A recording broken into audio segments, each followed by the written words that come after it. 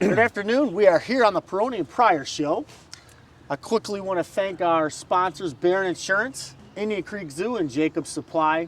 Three great local companies who are just amazing supporters of our community. So get out and support them. We are here with a special guest today, Congressman Tim Walberg. Always great to see you here in Bedford Township. Always available. Good to be in Bedford Township. And, yeah. Just had a great town hall, or as we call them, community gatherings. Yeah, so that was interesting to see. So actually we got Al here too. I'm sure Prior, I'll just stick it. No, but no. Boy, you guys. He needs to go on the playground equipment. I think the alligator's calling your name over there. You know, I've worked with this guy for a long time now, and I tell you, we have a good time. We have a good time. So it's the only way to do it. But people that don't see us every day are probably like, man, Paul's rough on Al, you know, but it's all right. But they don't see behind closed doors. It's fun to get even, right? Yeah. Exactly. I don't make fun of him too much with the aging hair and the big nose and stuff, but it's okay. Well, with that aging hair comes wisdom. Yeah. And mine's still here. That's true. That's true. So Tim, it is absolutely crazy to kind of watch everything unfolding right now. You know, coming from what was just 5 months ago in office to now, it's different. What's it like in Washington now? I mean, things have got to be different. It's totally different. It's not what the framers and founders envisioned it to be. We're not meeting together fully. We're distanced. Our committees are done virtually now. You can't do a productive committee meeting truly without being in the same room together. And I think if you ask my Democrat colleagues, the majority of them, as well as Republican colleagues, we all agree that you can't walk across the dais to work out a deal, at the very least, with your colleagues. Being in the chambers at different times of the day, different groups, it just isn't working. And now the fact that we're all allegedly vaccinated, why shouldn't we be back in Congress full time? Why should there be barbed wire still around the Capitol? As far as I know, once Trump left office, there's going to be no more division in this country. So what are we worried about? So that makes it difficult. And then the fact that in the first 100 days of our new administration, $6 trillion were spent, allegedly on things like COVID relief, on infrastructure, and none of that is true. The majority of it was not spent on those issues. It was spent on Green New Deal issues, was spent on projects for various social organizations that shouldn't be taking taxpayers' dollars anyway.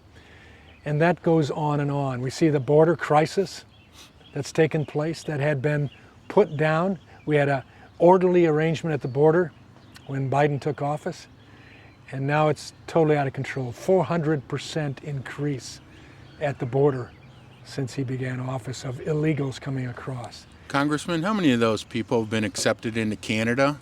Because I never hear anything about Canada taking anybody coming over the border. No, they aren't. They won't even take Americans to come over the border right now. The borders are closed. So no, it is unbelievable to see the human tragedy and human suffering going on at the border now, because these people are coming for what you and I have. Right. Why wouldn't they? An America that is lined with gold, the streets of gold, opportunities for all, which it is, and they're coming to get their kids into a place where there can be hope and away from governments that repress them. And all of a sudden they reach the line and they find out that they're going to be put in this holding center, which is made for 250 people or 50 people, and it's 5 times that in a room. The same rooms or cages that they were called back then, they aren't. I've seen them, I've been down there. But they're put in without any COVID test, cheek to jowl, young children, unaccompanied minors. They're not given a vaccine, they're shipped out. They were on planes that my colleagues were flying back from Texas on 2 weeks ago. My colleagues had seen them in the holding areas. They saw the envelope that they would get that says on the outside, I don't speak English, and inside are documents for them to take. And they're being dispersed. Detroit, well, they land in Detroit. Where they go from there could be over to Marshall, could be the Grand Rapids, the Detroit area, wherever, or any other place in the country. And they're sitting next to members of Congress, which is fine, but undocumented, unvaccinated, untested. That's got to be ripe for sex trafficking. It's I ripe mean, when for you sex. hear about just that, what you said right there, I mean, that is just... 1 in 3 females that are coming across the line now have been sexually molested or assaulted in their trip up, whether it's 1,000 miles they've come or 500 miles. 1 in 3 females, and we're talking about little girls on up to adults that have been assaulted sexually.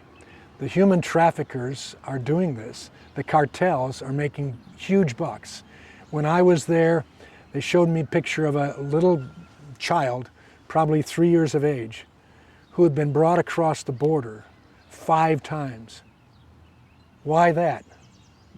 Well, the cartel would bring them, take the money, the $2,000–3,000 from the parents to bring this child across, allegedly, to a family that were in the United States. Before that child got out into the society, they were taken back across the border to be trafficked again. That's what's going on. And when people say, we who believe that there ought to be a secure border are inhumane, it's just the other way around.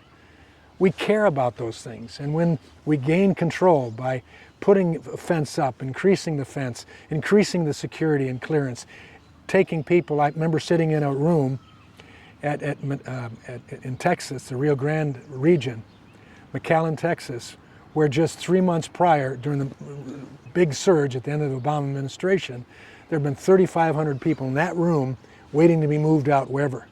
There was one Honduran sitting in that huge room waiting to get on the bus that would take him across the border again into Mexico to a holding camp that was there, waiting for his name to be called, ultimately to go before the magistrates to see whether he could come to the United States or not. That's orderly, and that's all we ask. But isn't it, how do we keep track once they get on an airplane We don't. or go in the communities? We don't. We don't. The answer is we don't. So then we're going to have a long-term problem, because it's like what we had before when we had kids that came over with their parents and so on that really aren't citizens. But yet they've been going to school, they want to get into college, they want to do all those.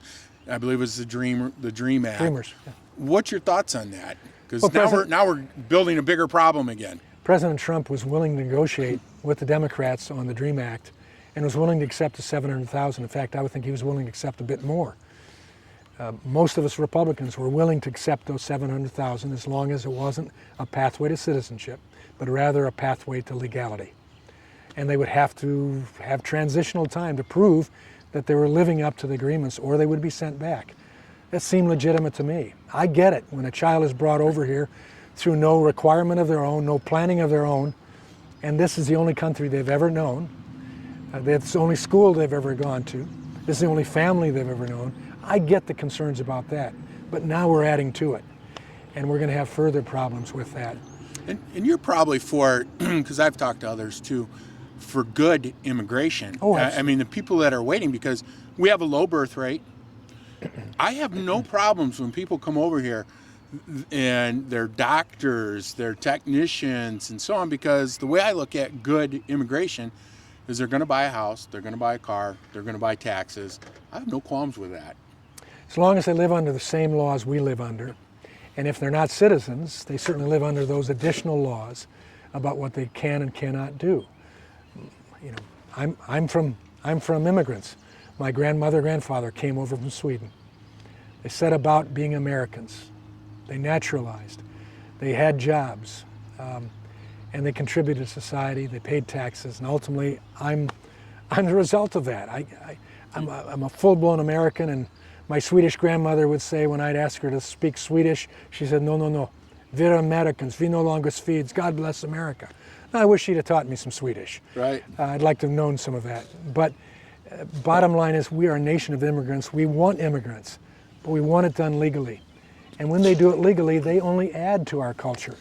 And a great example of that is True Cuts Barbershop. I mean, we've got 4 brothers from Iraq that came here, opened up a barbershop, are proud to be Americans. Yep. It's taken them years to get their citizenship, but they have. And they, you know, we had 30 people go over to one of his houses and brought a cake and it was so cool. And they were so proud to vote in this Yeah, presidential they were. election. They would have crawled on their knees to vote. And they're thriving Yeah. in Bedford Township. They have 20 barbers now. Yeah. They've opened, I mean, it's just so cool to see. But it's there. It's a land of opportunity. It is. Just go through the right, And I wish functions some like of our everybody does. citizens understood it as much as some of these immigrants, that this is a land of opportunity. If you're willing to tough it out, to do the tough thing, to achieve on your own, we know all sorts of stories. Probably these barbers initially lived, all of them in the same home, multiple families, in order to start pooling the resources to get ahead.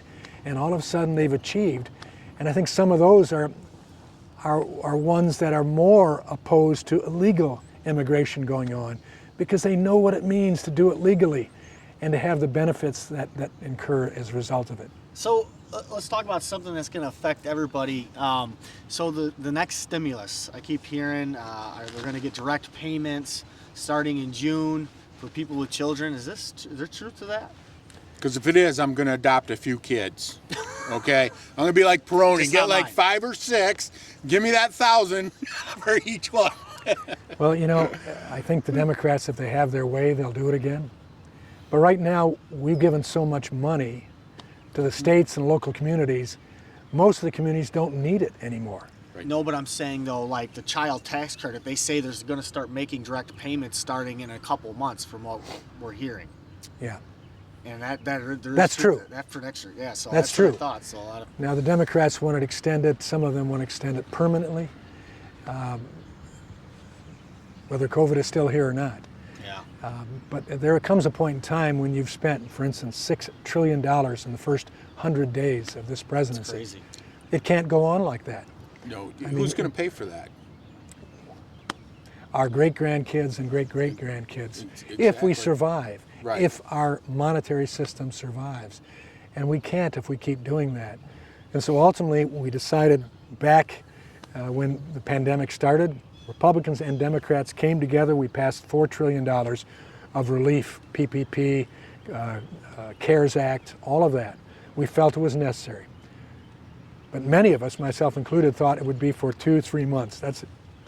Right. And it's gone on. And Now on, now and it's on, like, and how on. can we keep giving more and more? And it's like, It's an entitlement. I'll tell you what, I have a friend right now, he can't hire somebody for $25 an hour because people have gotten that extra money. And I get it when that first happened, people are losing jobs. But when people are sitting at home and getting $900 a month, they're not extremely motivated to go to work yet. Well, Al, a 40-hour work week with the stimulus, or a 40-hour work week isn't as much as the unemployment with the stimulus. Right. It's less money. So as a working person, you sit back and you say, hey, I can get this till fall. And that's You know, what's where happening. it hurts is the people that get insurance, through their jobs. They get, all the health benefits, because you lose those, after a few months of being unemployed. That's where people, need to keep working. But it's crazy to think that our local restaurants are struggling so bad to get employees. We extended COBRA and all of that so it can continue on. But ultimately they cost it out and they decide, for all intents and purposes, not having to pay for childcare, not having to buy my lunch, not having to travel and spend money on gas, I can stay at home. That's a perverse incentive that we put in place to not work by the federal government. And it's caused hardship for employers and I believe ultimately for employees down the road. Because this is not a habit we want to get into. No. Well, America doesn't function. No, we had a restaurant shut down just over the line in Ohio. And he was, I'm not shutting down for lack of business. And he'd been around for quite a while. He could not hire somebody. He says, my wife and I can't do it all. So he says, my only option is I'm closing. And that's what he did. Yeah. And we're seeing that more and more. Well, then you have small machine shops that are building parts for the auto industry or for other industries, large industry. And they have more contract opportunities than they know what to do with, but they can't get the people to do those things. And then when you find out that we're still subservient to China for some of our parts for our chips, that you put in vehicles, and we can't produce our trucks and our cars because we don't have those microchips. And so we've shut down lines for a while. Right. And then we have dealers who are ready to sell cars. So now they're selling used cars at prices that are beyond, in some cases, They're going new up. cars. Right. You know what? That's true. My daughter just bought a new Silverado. A used one was going to be like 42. She bought a brand new one for like 44. And has to wait for it. Yeah. So it. So let's talk about some positive things you're doing. Yeah. I mean, there's so much craziness going on. So you're always moving and shaking. What's going on? That's some good things you're working on. We've been doing a lot in the area of telecommunications. Oh, I'm a co-chairman of 5G caucus. Thankfully, I have a very illiterate tech staff that have trained me in understanding what 5G means. And so we've been working hard. I sit on the telecommunications subcommittee on energy and commerce as well. So we've been pushing for expansion of rural broadband, initially pushing for mapping to be done so that Bedford Township, as I mentioned in the town hall, that just because a fiber line runs across the corner of Bedford Township, say near Toledo, and I don't know if this is a fact, but it runs across, because it touches Bedford, the present map says that Bedford is served.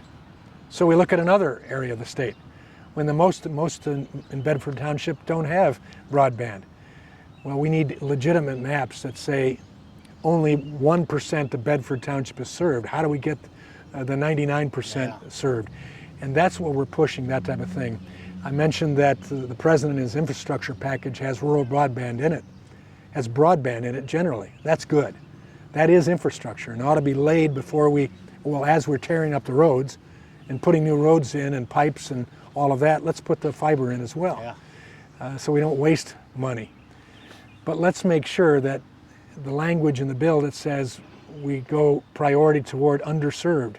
Well, underserved includes Detroit, Canton Township, that have had broadband for a long time, but it's it's moving toward being obsolete in what's available today, but they still have broadband, far more than parts of Bedford Township have, who have nothing. So let's make sure we go to those who have nothing first, and then fix the underserved as we move along. So those are issues we're fighting and trying to see take place. And I think that came out during COVID. I mean, we had to open up our library because kids didn't have access to Wi-Fi. internet. Yeah, they didn't have any Wi-Fi. So, and I think we're going to see more of that. I mean, we could have another pandemic. Who knows what's going to happen? But yeah, I think the whole pandemic brought this out. We've got kids that need access. Which is a silver lining if we take it that, because now we know that you can do business from home, right, if it's appropriate. You can do remote business, and you can do remote education. So there should never be a need for a snow day again, because even if it does snow and you can't get the bus on the road, you can still do it from home for the next 1, 2, 3 days. Yeah. And when you say it's appropriate, that doesn't mean 50 dump trucks in your front lawn. Yeah. For your construction company. That means an office may be inside your house. Right. It's 48 crazy. trucks. Some people, man, they go. kind of take it the whole opposite way. Tim, what's your thoughts on this, all the cryptocurrency now and Bitcoin and all these things? I mean, it's so confusing. What is the deal with it? I mean, is that going to hurt the dollar value? I mean, what? Well, if we didn't have concerns about the dollar because of the inflation that's being produced from overspending, not simply overspending, we're printing money. Mm-hmm. All of this $6 trillion that the president has put forward has to be printed. It's not there. It's not in the economy itself. The $4 trillion, I can argue, that we voted on as Republicans and Democrats for initial COVID relief, we had to print that too. We're $28 trillion in debt and climbing. So if we keep doing that, there's going to be a reason for looking for other currency that will be more secure.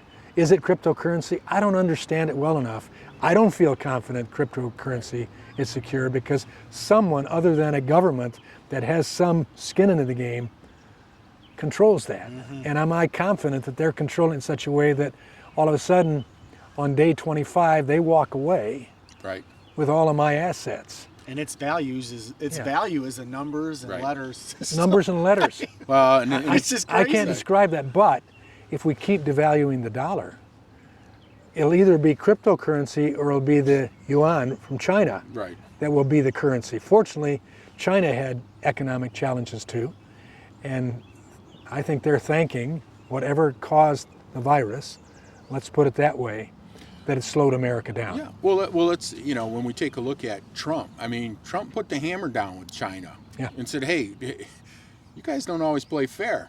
And They never play fair. No, and then look what it did to their economy. Their economy started to go down when it was like, all of a sudden, you really have to compete and play by some of the rules. So They needed our hog farmers to ship them hogs. Exactly. They needed our soybean farmers to ship them soybeans because they were screwed up. Right. And they don't care about their people. I'm talking about the Chinese government. They don't care about their people.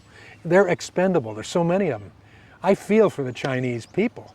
I've been over there on a couple occasions, and it's a night and day difference between where the government lives and the rank and file Chinese person lives. Even in the color. They will live in gray houses. The only colorful houses are in Beijing where the government lives. Tim, you're a busy guy and you've got a busy day.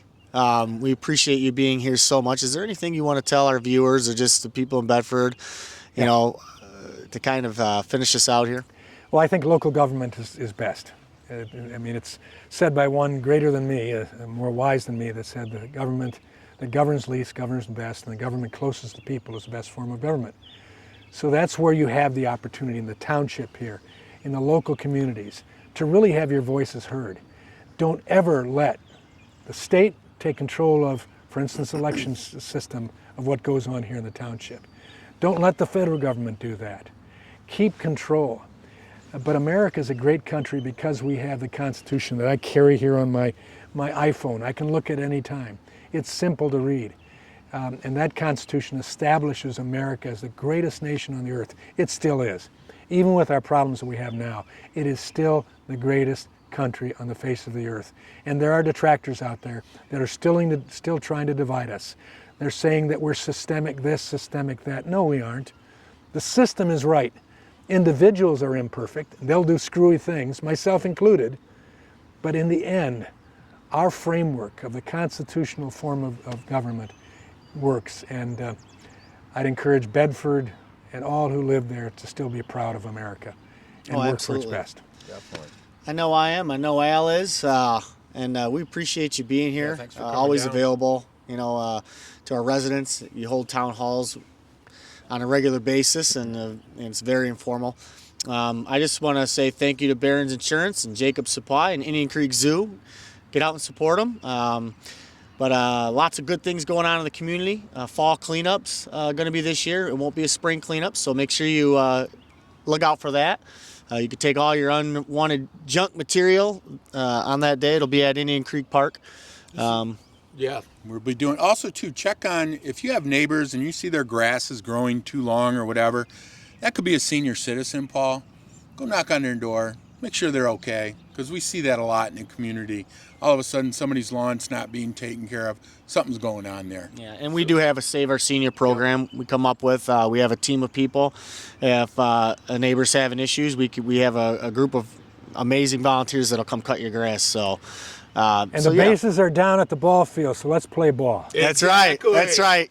Go Tigers! God bless you all. Thanks for tuning in. We'll talk to you real soon.